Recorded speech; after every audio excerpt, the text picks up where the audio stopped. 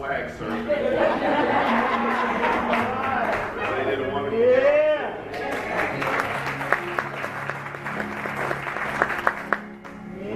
Good morning, and thank you all so much for extending an invitation for me to be here. I'm very excited to be able to share with all of you all. And to Dr. Hill, I certainly appreciate you yielding your pulpit to me for today. I certainly appreciate it. And of course, to the pastor and first lady, our lay leaders for today, Ms. Harris, and my good classmate, Robert Arnold. All right.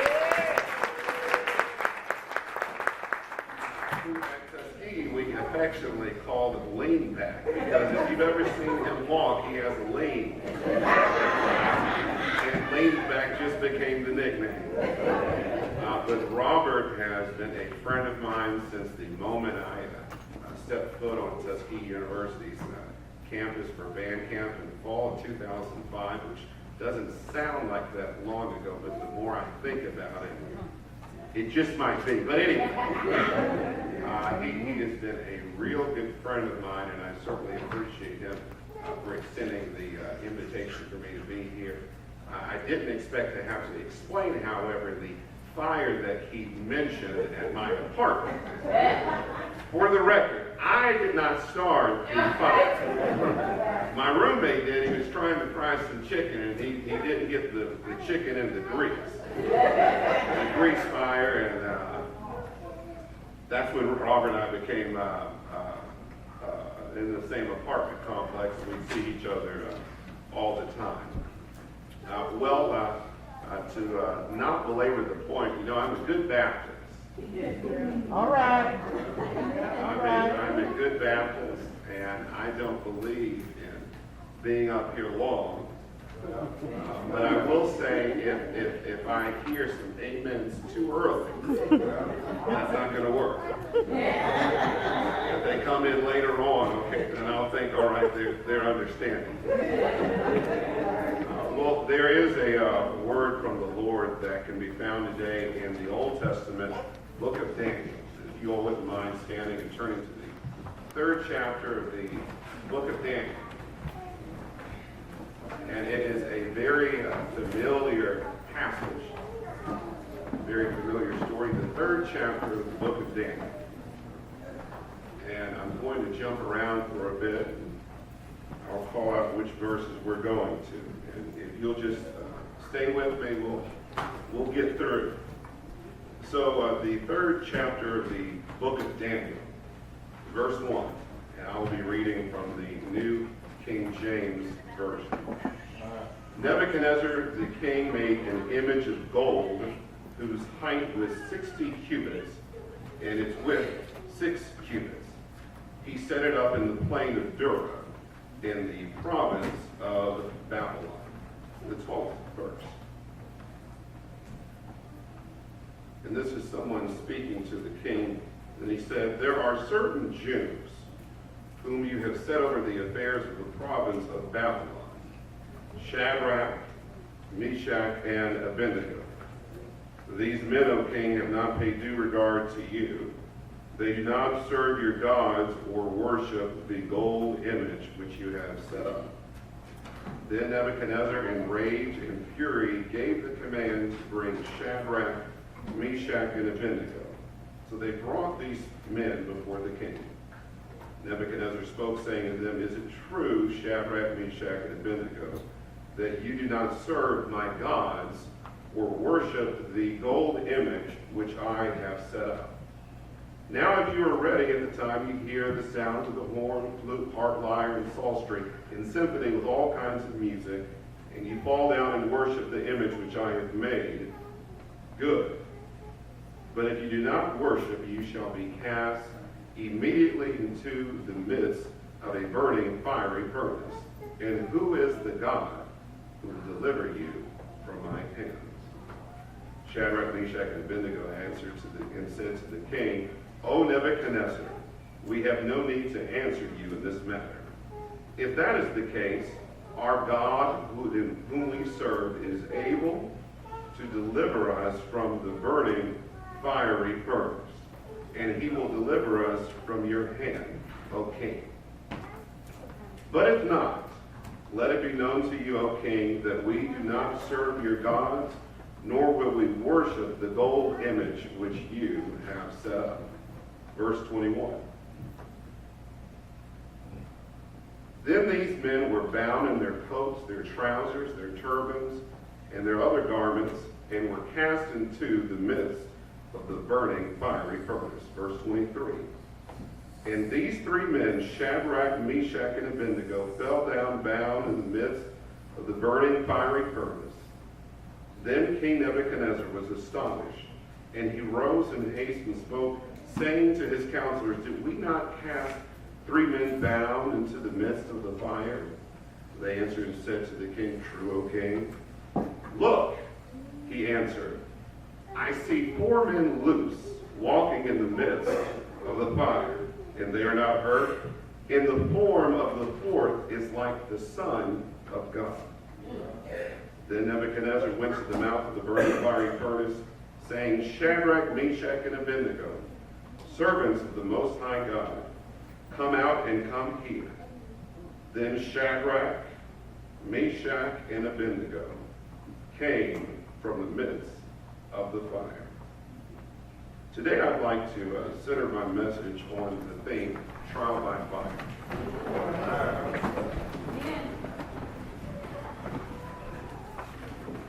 So we're in the Old Testament during a time in which the Israelites were going through a lot. We back up and take a look at the book of Exodus. The Hebrews were enslaved by the Egyptians. And then Moses came along and led them out of Egypt into freedom. But from there, the Hebrews wandered in the wilderness for some years. And from there, all sorts of things start to happen. Of course, you all know that one of the most notable things that happened after that time was that the Hebrews came under the rule of King David. And I'm sure you all remember David, the shepherd turned king, the individual that would take down Goliath in a rumble in the jungle by using a sling and a couple of stones. David was a man of after God's own heart. But upon David's death, more would come to the Israelites. Now, during the present time in the book of Daniel, the Lord allowed the king of Babylon, Nebuchadnezzar, to capture and take over the Hebrew people. In chapters 1 and 2 of the book of Daniel, we're introduced to, of course, Daniel. And we all know who Daniel is, right? The individual who would later walk out a lion or a lair with lions. The individual that was responsible for interpreting the dreams of Nebuchadnezzar. We're also introduced to three Hebrew boys, Shadrach, Meshach, and Abednego. Amen. Amen. All four of them were smart. They were the cream of the crop. They were intelligent. They were probably captains. I mean, smart. All right. Intelligent. Might have been handsome too. But they were all smart and intelligent individuals that captured the amazement of the Babylonian court, and because of their intelligence, they were serving their captors. But these three Hebrew boys had different names with different meanings. You see, the names of Shadrach, Meshach, and Abednego were their Babylonian names. They were their Babylonian names. Shadrach's original name was Hanani, which meant God has given. Meshach was Misha, which means who is like God. And Abednego was Azariah, which means God's help. Now their names have been changed, their city had been taken, and they are now serving their captors. But in the midst of all that they were dealing with, some might say they had a pretty good life. because they're working for their captors. One could assume that they're living in some, pretty good places. They probably didn't want for anything. This is, of course, until they were put on trial. Now, there are two types of trials that most of us are aware of. The first is a legal trial, one that I do in my profession. One where you have evidence and you go before a judge and a jury. Both sides are saying what they believe to be the facts and what they want the outcome of the verdict to be. That's one type of trial. The second type of trial is a clinical trial. Now, a clinical trial is one which you have tried something out. You have this experiment, and you actually want to see if it actually works when put under pressure. Oftentimes, clinical trials happen with medicine. There's some sort of medicine that comes out, and we want to see, the individuals that create the medicine, they want to see if the medicine actually works in its intended circumstance. Well, by the time we're done looking at this story, I think we will see that it is the latter type of trial that these three Hebrew boys were dealing with. So a new law was passed in the kingdom. I guess the king maybe started to feel himself or something, because he said, we're going to erect this image made of gold. And the calculation, the modern day calculation of the size of this golden image is about 90 feet. So think of the Washington Monument. That's how tall this image of gold was. And the king had his golden image erected and declared a new law. And when you hear the music, everyone stop what you're doing right then and there. Bow down and worship this image made of gold, which is in my own image. That was the law. And if you did not follow the law, you would be put to death by being thrown in a fiery furnace. Now, when they first tried this law out, there were only 3 people that disobeyed the law. Shadrach, Meshach, and Abednego. All right. Now, although they were in the world around them, they decided not to become of the world. But right then and there, they were faced with a trial.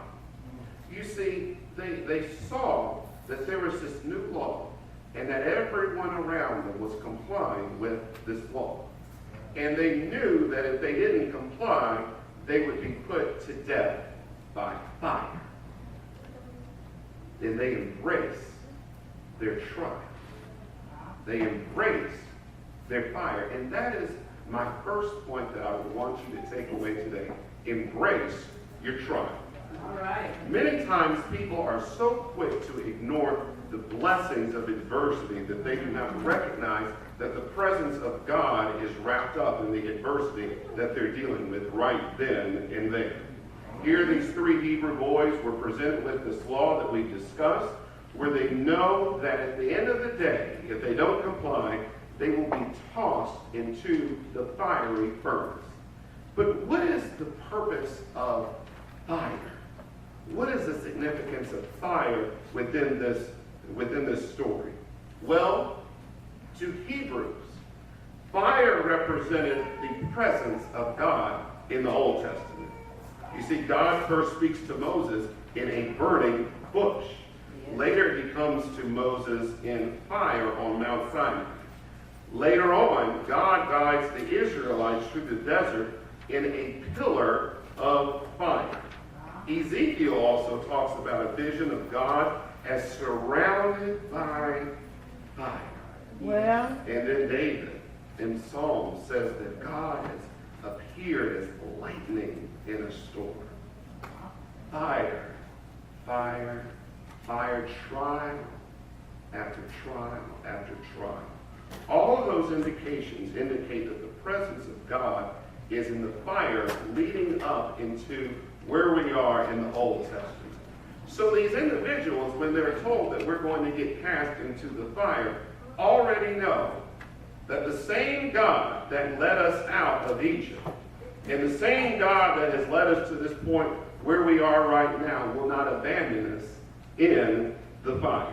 Amen. You see, these three Hebrew boys embraced the challenge ahead. And you know, honestly, a lot of us could learn a lot from this right here. Amen. Too often we are hesitant to embrace the challenges that life offers us. Yes. But I wonder what would have made these boys embrace the trial that was presented to them. Perhaps they thought of what David said when he said, "The Lord is my shepherd. Yes. I shall not want." This is where you say amen. He leads me beside still waters. He restores my soul. He leads me in paths of righteousness for his name's sake. And here it is. Yea, though I walk through the valley of the shadow of death, I will fear no evil, for the valley of the shadow of death. For the Lord is with me. His rod and his staff comforts me. Yeah. So Shadrach, Meshach, and Abednego resisted the temptation to be like anyone else, and they embraced the trial that was ahead of them. And in doing so, they put their faith, their trust in the Lord. And that is the second point. Trust in God. Now let's look at the text. In verses 5 through 6, you have the law being decreed, which is to bow down and worship the image when you hear the music playing. And in verse 6, you see the clear punishment, which is death by fire. Everyone else went down and bowed, except the three. Someone told on them to the king and said, you know, these guys aren't doing what you told them to do. So the king summoned them to appear before him. Now, before they got to the king, they could have decided, okay, guys, look, we're going to apologize when we get up there and talk to him, all right? And ask for his forgiveness. But then the king poses them a hypothetical question. In verse 13, he says, did you not fall down and worship when you heard my music being played? Because he knew that they didn't. So then he follows it up with, look, guys, if you just do what I'm asking you to do, everything will be okay. We can forget this whole thing ever happened. However, if you don't, then I'm going to toss you into the fiery furnace. And which God is going to save you from the fire?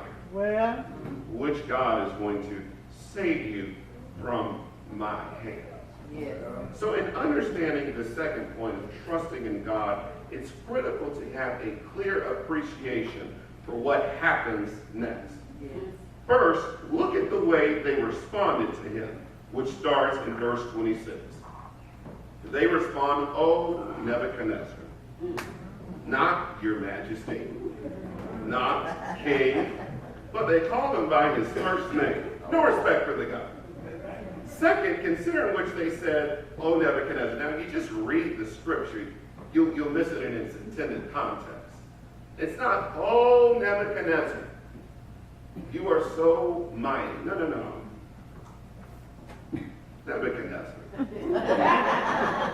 right. Bro. Come on now. Listen, you know, we don't need to answer this. Because the God that we serve is able to deliver us from you and the fiery furnace, and he will do so. But if he doesn't, even if he doesn't, we will not serve you or this image made of gold. Now, right there, that's where they put their trust in God. They believe in only one God, and they have the confidence to decree and declare that they believe and rely in him.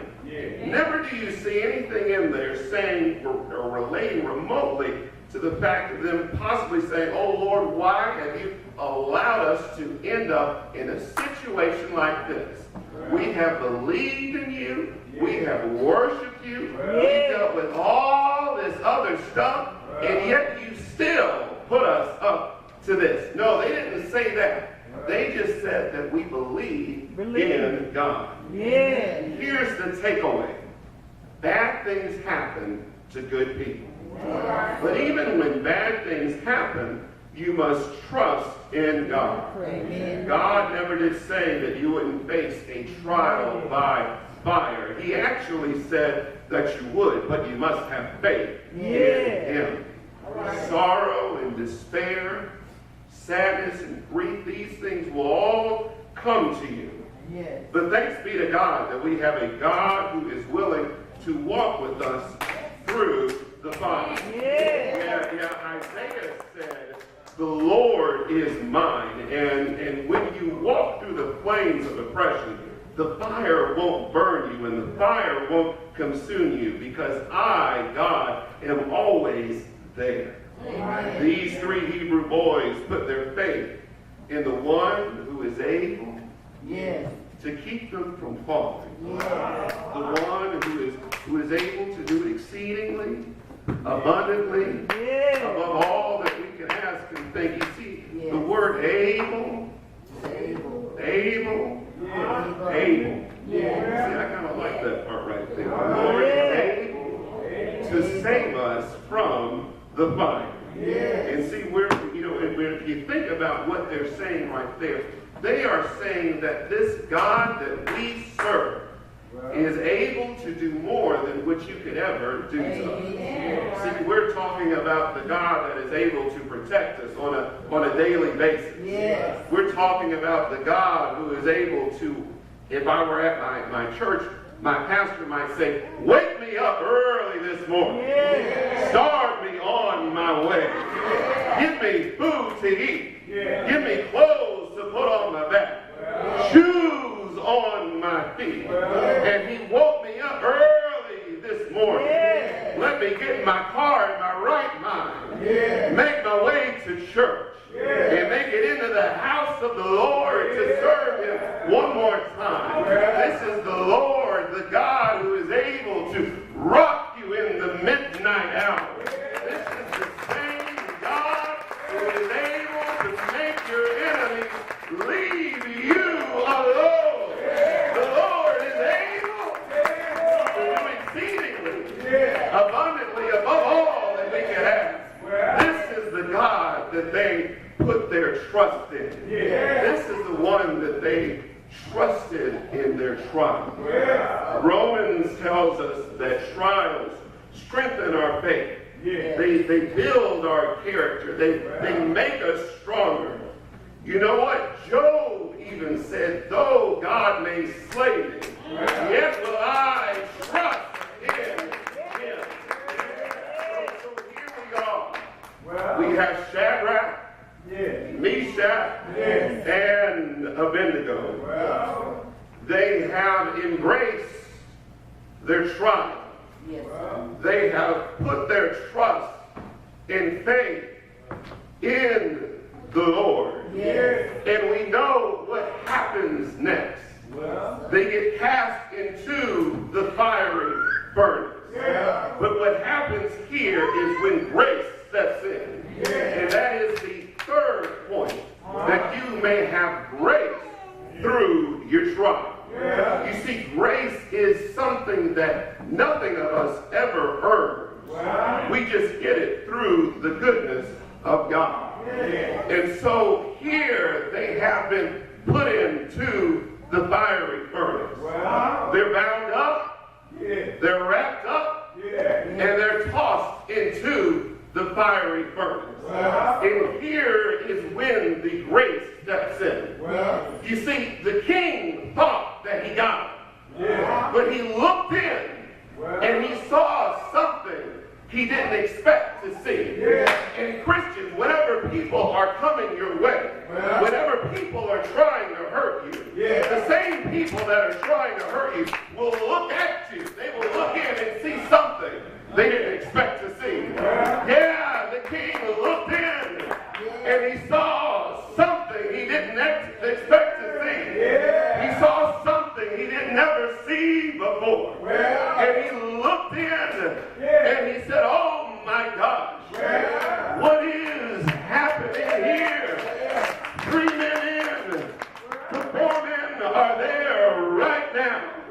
And they have this fourth man who looks like he is the Son of God. Well, the lawyer in me might ask, who is the fourth man? Some call him the Rose of Sharon. Some call him the Lion of the tribe of Judah. Some call him the way, the truth, and the life. Some call him the Prince of Peace, the Lord of Lords, King of Kings, mighty and matchless. Who is the fourth man?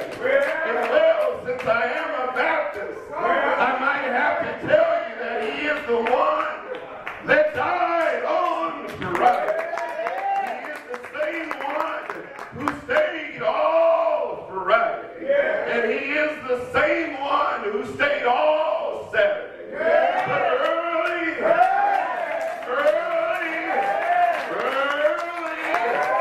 Sunday morning, and he got up with all power.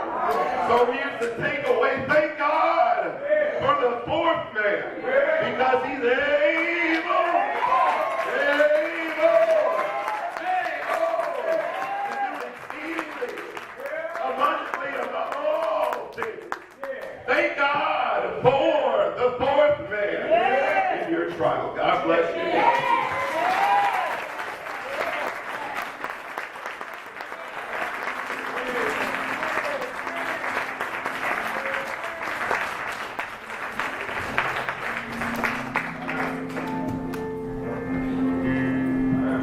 This morning, you've been dealing with some trials by fire, and you want to get to know that fourth man in the fire.